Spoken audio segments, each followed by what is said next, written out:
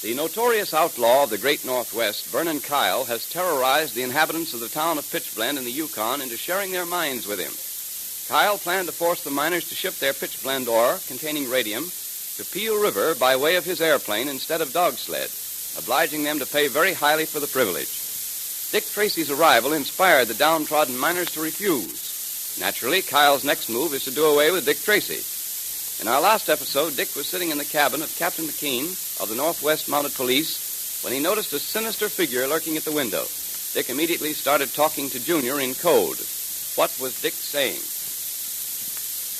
Hey, why all this talk about football? If you fellas have run out of things to talk about, well, we can deal some three-handed bridge. Well, Captain, Junior and I are just brushing up on... Now, Junior, now! Dick, you fired that shot. And without turning around. Quick, outside. Tracy, did you expect to hit anything firing over your shoulder like Talk that? later, McKean. Come on. Oh, my shoulder. My shoulder. Lucky for you, it only was your shoulder.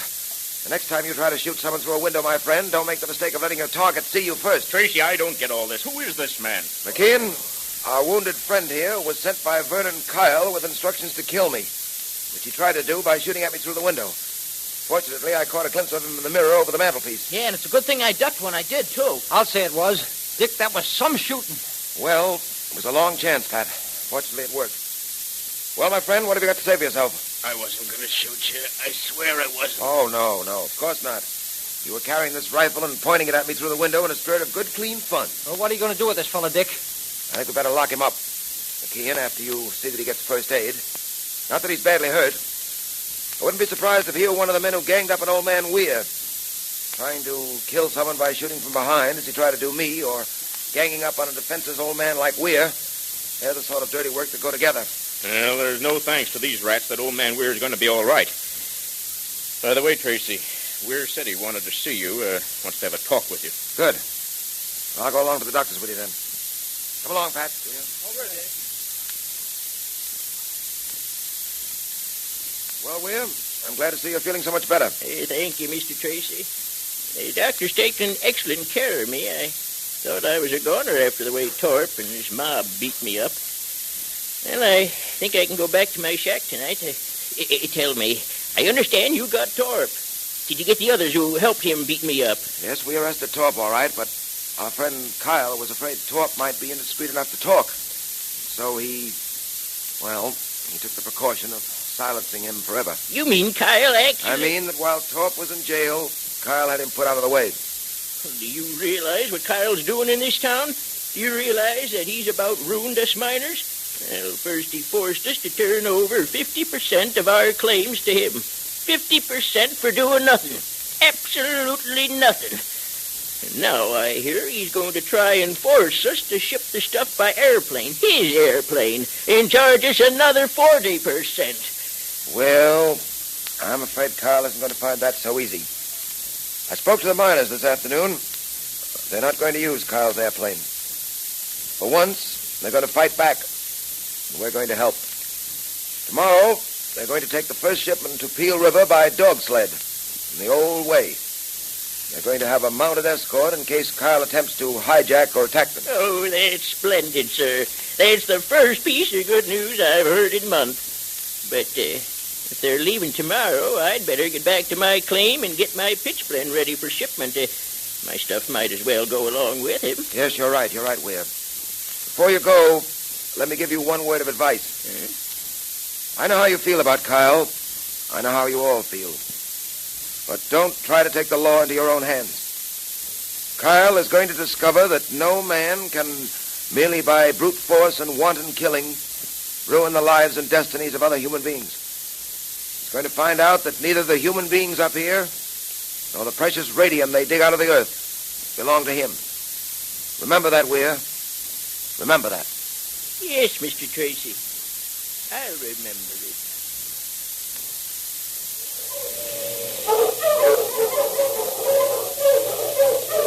Well, Tracy, the dog sleds are about ready to start for Peel River. Still feel you want to send Patton along with them? Yes, I do. We've agreed, haven't we, McKean, that Vernon Kyle will make some sort of attempt at stopping these dog sleds before they get to Peel River? Well, there's hardly any doubt of that. But I'm sending along a mounted escort, headed by Remington. Yes, I know. But you don't object to Patton going along, too, do you? No, certainly not.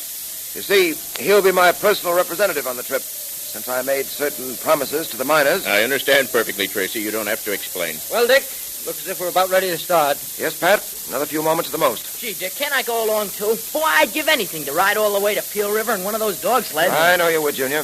But I'm afraid this trip isn't going to be a pleasure jaunt. There may be trouble. I'd rather you stayed here with me. Well, all right, Dick. Anything you say. Tracy, look. There's Vernon Kyle. He's coming over toward us now. Yeah, I see him. It'll be an interesting interview. Very interesting indeed. Well, if he starts anything, I'm going to let him have it right from the ground. Oh, easy, Pat. Let me handle it. Well, if it isn't the famous Mr. Tracy, huh? What are you doing, giving the miners your blessing before you send them out into the great beyond? Kyle, to put it bluntly, and that's the only way I'll put it to you, you're not welcome here. Oh, I'm not welcome, Tracy. I'm welcome everywhere. I run this town, and every place I go, I'm welcome. I think you've just about worn your welcome thin, Kyle. Is that so? Well, let me tell you something, Tracy. Hold on. You can say your piece without poking me in the chest with that riding whip of yours. Now, get this, Tracy. Whether you like it or not, I run this town and the people in it. In the first place, I don't like it. In the second place, you're not running this town any longer. Now, listen, those miners may think they're saving money by shipping their stuff through to Peel River by dog sled, but they're not. They're going to find it's a lot more expensive. Your anxiety to save money for them is very touching. I don't like your tone, Tracy. In fact, there's a lot I don't like about you. That goes for you, too, Patton. Don't tap my arm with that riding whip again, Kyle. Oh, you mean like this? Why not, Patton? Oh, that's why, Kyle. Pat. Oh, I'm sorry, Dick. I know you asked me not to, but I just had to get one poke at that guy. I've got to admit it was a pleasure. So it was a pleasure, was it, Patton? Yeah. Well, you'll be sorry for this. On your way, you drugstore cowboy. I think your business with us is over, don't you, Kyle? We'll be meeting again. That goes for you, too, Patton. I'm going. But before I go, you better take a tip from me. Get those miners to change their minds. Tell them to ship their stuff out by plane. My plane, Tracy. Because if they don't... Yeah, if they don't? I'll be seeing you around, Tracy. I'll be seeing you around. I should have hit him again just to make sure. Take it easy, Pat. Sorry you hit him the first time. But after what he... Shouldn't have lost your head, Pat. Nothing was gained by that. It relieved my feelings. Well, as a policeman, you're supposed to keep your feelings under control. Remember that. Well, okay, Dick. I'm sorry. Mr. Tracy, the dog teams are all ready to start. All right. Now listen to me, you men. You're going to take these sleds through the Peel River. Don't let anything stop you. You know as well as I do that there'll be an attempt to stop you. But you've got to prove to yourselves that you can do it. That you have the right to transport your pitchblend any way you want to. And that means without the help of Vernon Kyle and his airplane. Get going now, and good luck to you. Come on, Dick. I'll see you in a few days. Take care of yourself, Pat. Keep an eye on those dog sleds for me. Don't worry. We'll be all right. So long, Junior. So long, McKean.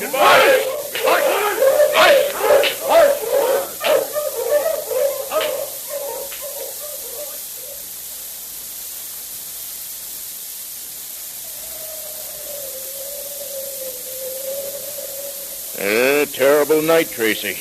Bitter cold, and there's a high wind blowing. Think it'll snow? No, the moon's out.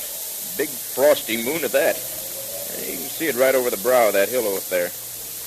No, I was just thinking of those dog sleds and those men out there in this biting wind. Yes, I know. Well, they'll be all right, I'm sure. Well, Tracy, I must admit that since you've come up here, things have changed. Vernon Kyle isn't quite the braggart he used to be.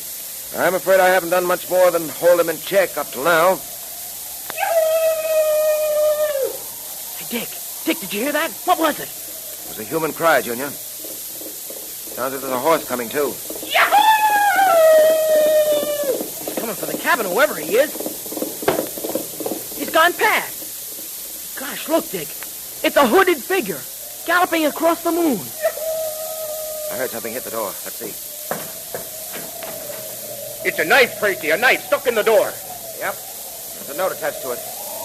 What's this mean, I wonder? We'll read it and see. It says, you cannot win alone against the snake that calls itself Vernon Kyle. I will help you. signed the Purple Rider. The Purple Rider? Gee, I wonder who he is. The Purple Rider? Who is the Purple Rider? And what further adventures await Dick Tracy in the wilderness of the great Northwest? Will Pat and the dog sleds get through safely to Peel River? That's hard to tell. But now let's stand by for our Dick Tracy Secret Service Patrol meeting, brought to you by Quaker Puffed Wheat and Quaker Puffed Rice, those two specially delicious, nourishing cereals that are shot from guns to give you trigger-fast food energy. And here comes Dick Tracy, Jr., our patrol president now. The meeting will now come to order. Say, Junior, wasn't it great the way Dick got that code message to you today? It sure was. Everybody thought we were talking about football. You never know when that secret code's going to come in handy. Right, Mr. Quakerman. And you know, another swell thing about being a patrol member is that you know the secret handshake. Didn't Dick Tracy use that secret handshake to let you know who he was when he was disguised as the Apache, Junior? Yes, and boy, was I surprised. You know, a lot of patrol members use the secret handshake all the time to recognize each other and to find out whether other fellows and girls belong to the patrol without saying a word. And that's the right way to use it, too.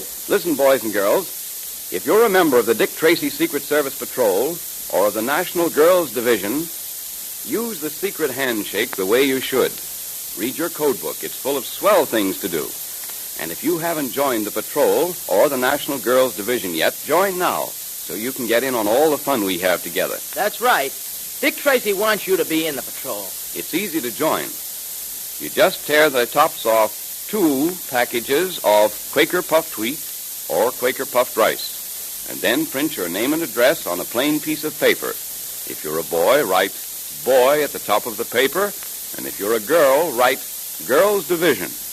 Put it in an envelope with your 2 box tops and mail it to Dick Tracy, Box L, Chicago. Then you're a pal of Dick Tracy's, too. And we have a great time together. And Quaker Puffed Wheat and Quaker Puffed Rice breakfast taste just wonderful.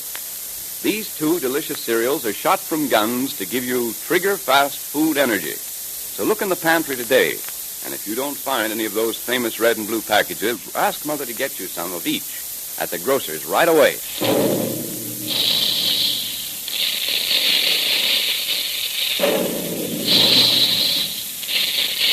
Calling all adventure fans, calling all Dick Tracy fans. Stand by for another exciting, electrically transcribed Dick Tracy adventure tomorrow at this same time.